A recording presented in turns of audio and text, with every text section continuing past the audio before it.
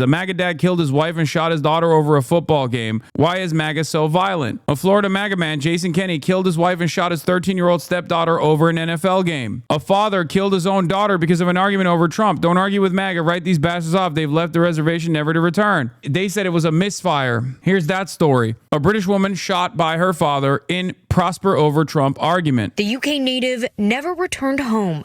She was shot in the chest inside her father's home and died at the hospital. Okay. Body camera footage shows what her father, Chris Harrison, told Prosper police that day. Getting ready to go to the airport and we were talking about guns, and she said, "You got a gun?" I said, "Yes." I got it out and it just went off as she stood there. As I pulled it out, it went off. The Prosper Police Department told Fox 4. Of course, this is not illegal. This is the most Texas story of all time. He's not even being punished for it. It was crazy. After it completed its investigation, it sent it to the Collin County District Attorney's Office for further review. A grand jury They had argued. She went to leave. He called her into his room and shot her. He claimed he was showing her his gun. issued a no bill on the case. No arrests were made and no charges were filed. But overseas, Is that guy getting deported or what? No, brother. He's a patriot. He's a patriotic individual, a patriotic style individual. What do you mean? The ultimate sacrifice. Another MAGA family annihilator, by the way. They come in all shapes, sizes, and colors, it seems, even British ones. This is what I mean when I say American culture is about killing your family members, okay? American culture is gun, burger, murdering your family members. That's what it is. It doesn't matter. You could be trans and do it. You could be Asian and do it. There was an Asian mass shooter. There were two, actually. You could be black and still be a white supremacist and do a school shooting. You could be a young girl, a teenage girl, and do a school shooting and still it comes out that you're a groyper. It's just the most American thing. What's more likely? Looking at statistical analysis, the likelihood that you are engaging in a school shooting goes up a lot higher when you find out that you're far right. Russell Wilson is a former Dallas County prosecutor. He notes accidental deaths are prosecuted on a case-by-case basis, and not all result in criminal charges. Regardless, the person responsible has to live with the consequences of their actions, whether they're labeled. We're a nation of laws, brother. And in this here United States, one of the laws of the land is if you are shooting your daughter, you have your God-given right to do so. Criminal or civil or nothing at all. Texan laws on guns are so different to England. Lucy Harrison's mother addressed the press after the coroner's inquest was released. It results in too many deaths in the USA. Furthermore, it is mine and Sam's strongly held view that the US investigation led by the Prosper Police Department lacked the rigour and scrutiny you'd expect if this had happened in the UK. Lucy deserved better. In our conversation, Russell Wilson said it's unlikely that the UK will pursue a criminal trial because the shooting happened here on U.S. soil, and it is the local law enforcement that takes the lead in terms of prosecution. However, the case can move forward in the civil courts, and civil lawsuits can be filed.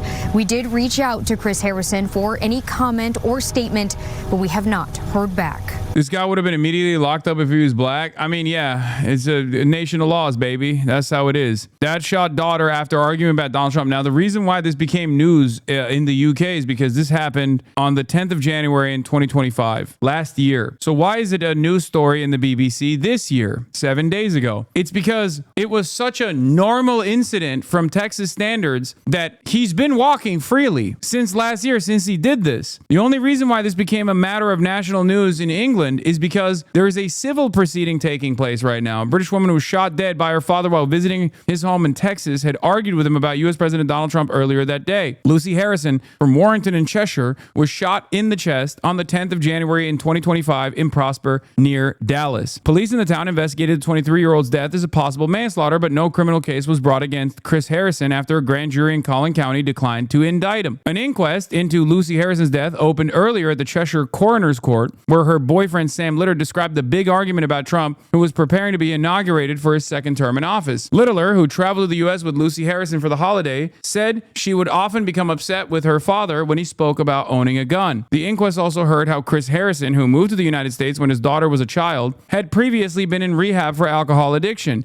Chris Harrison, who did not attend the inquest, admitted in a statement sent to the court that he had relapsed on the day of the shooting and had drunk about 500 milliliters of white wine. Littler said on the morning of the 10th of January, his partner had asked her father during the Trump row, "How would you feel if I was the girl in that situation and I'd been sexually assaulted?" Chris Harrison had replied that the two other daughters who live with him, so it would not upset him that much. We're a whole country, bro. I mean, no other way around it. Like, straight up, we are not a nation of laws at all. We are a whole country. Littler said Lucy became quite upset and ran upstairs. He told the court that later that day, about half an hour before they were due to leave to go to the airport, Lucy had been in the kitchen when her father took her by hand and led her into his ground floor bedroom. She was supposed to leave. He forced her into his bedroom and shot and killed her. Littler said he heard a loud bang about 15 seconds later, and then Chris Harrison screamed for his wife, Heather. Littler said, "I remember running into the room and Lucy was lying on the floor near the entrance of the bathroom and Chris was just screaming, just sort of nonsense." The statement from Chris Harrison said he and his daughter had been watching a news item on gun crime when he told her that he had a gun and asked her if she wanted to see it. They went into the bedroom so he could show her a Glock 9mm semi-automatic handgun, which he kept in the bedside cabinet. Harrison said he bought a gun a couple years before because he wanted a sense of security for his family. He denied ever discussing it with his daughter before. He said, "As I lifted the gun to show her, I suddenly heard a loud bang. I did not understand what had happened. Lucy immediately fell." Harrison said he could not recall whether his finger was on the trigger. I wrote a whole long thread on this and people commented saying they live in this county and had never even heard of it. They had no clue. He also lied to the cops initially and said he hadn't been drinking. According to the boyfriend's testimony, Lucy had previously expressed concern over her father having a gun. In the body cam footage that was released yesterday, the dad tells the cops, "She asked if I have a gun, so I went to show her." He acknowledged he had issues with alcohol in the past and said he briefly lapsed on the day of his daughter's death because he was emotional about her leaving. The inquest heard police officer Luciana Escalera, whose evidence was read, noticed the smell of alcohol on Harrison's breath when he was called to the house after the shooting. CCTV footage showed he had bought two 500 milliliter cartons of Chardonnay from 7-Eleven store shortly before that day. Anna Samuel, representing Chris Harrison, made an application at the start of the hearing for coroner Jacqueline Devonish to recuse herself from the case, saying a fair-minded observer may conclude there was a real possibility she was biased. She said the inquest had been conducted in a manner more akin to a criminal investigation than a fact-finding inquiry. Lewis Norris, representing Lucy Harrison's mother Jane Coates, said the application was an ambush by Mr. Harrison's legal team. She said Chris Harrison was the person in the room who shot Miss Harrison and the only person in the room when it happened. Devonish refused the application to recuse herself. In a statement issued by his solicitors, Chris Harrison said he fully accepted the consequences of his actions. "There isn't a day I don't feel the weight of that loss, a weight I will carry for the rest of my life," he said. Coates said her daughter, who worked as a buyer for a fashion brand Boohoo, was a real force of life. It adds up though. Prosper, Texas is a ghost town filled with model homes, affluent areas, so the cops probably thought nothing of it. I'm sure. The reason this story is making headlines in the British press is because Lucy Harrison's death is currently being investigated by Cheshire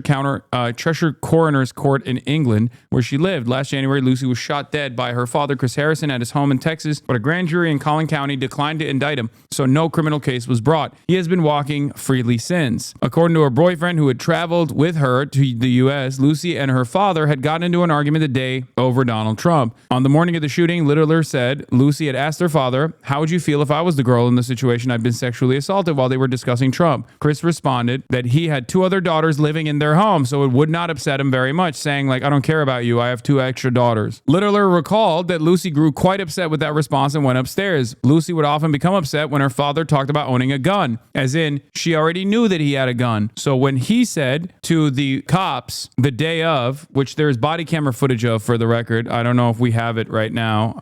Can someone send me the body camera footage from that day? His response was, "Oh, she didn't know I had a gun, so I wanted to show that I had a gun." She already knew he had a gun. So the testimony from the other witness undermines the argument or the firsthand account of the perpetrator, the dad. Body camera footage captured the moment Texas police arrived at the home of a British man who fatally shot his daughter after they got into an argument about President Donald Trump. She was just about to go to the airport. Who is she to y'all? That's our daughter. Okay. It's my daughter. Okay. And we were getting ready to go to the airport and we were talking about guns and she said, "You got a gun?" I said, "Yes." I got it out, and it just went off as she stood there. Like, as I pulled it out, it went off. Okay. It must have been, obviously. Did you put the gun on the bed? I put it on the bed straight away, yeah. Where was it at? It was in the bedside cabinet. Okay, you have like a little, you just keep it in there? In a locked box. Okay. And we took it out to look. And I think he was drunk and he was angry and he absolutely shot her, like, on purpose. The very fact that she knew that he already had a gun, according to the boyfriend's testimony, implies that this wasn't like the first time, right? The very fact that she was ready to leave and he actually led her by hand to his basement bedroom to show the gun when she wanted to leave, once again, shows that there is a level of premeditation. The testimony from the officers on scene also imply that he was drunk still. They could smell alcohol in his breath. As I picked it up, it went off. Okay. Ma'am, I'll have you step over here and we'll all come over here. Okay. So sorry. Are they involved? Can somebody go? Yeah, we'll get it figured out. I got you. Yep. Here, I just want to, so if they have to come out, because there's like Because 9. they were about to go back to England, so she's not even. She's not going now. Okay. She's not going now. Okay, boyfriend. Okay. Baylor Scott White, please hear it, making me all pretty. Yep, we got it. More than likely, honestly, she's probably going to go to Plano. Based on the injury. It'll be THR Plano. Okay. More than likely. I'll tell you here shortly. Do you know if she's breathing or? I'm not 100% sure. Okay. So.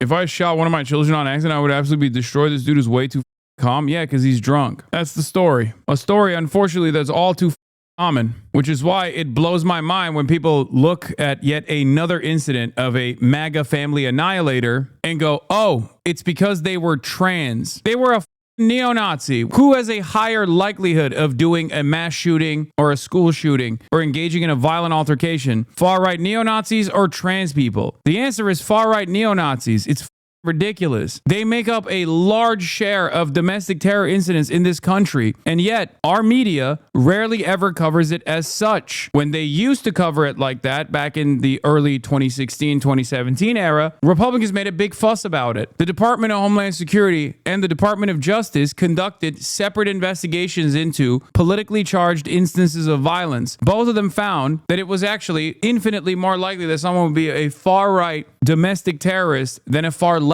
domestic terrorist. Trump's own Department of Justice deleted that FBI investigation from its website last year. I'm not saying this to be like, oh, all white men are bad and evil and are inevitably going to kill their families, by the way. I'm not making that argument at all. I'm saying that if you were to look at demographics, though, there is one demographic that is overrepresented in these instances. And it's the very same demographic that never gets the same kind of coverage. It's only talked about if the person is not a white man, a cisgender white man. It's ridiculous.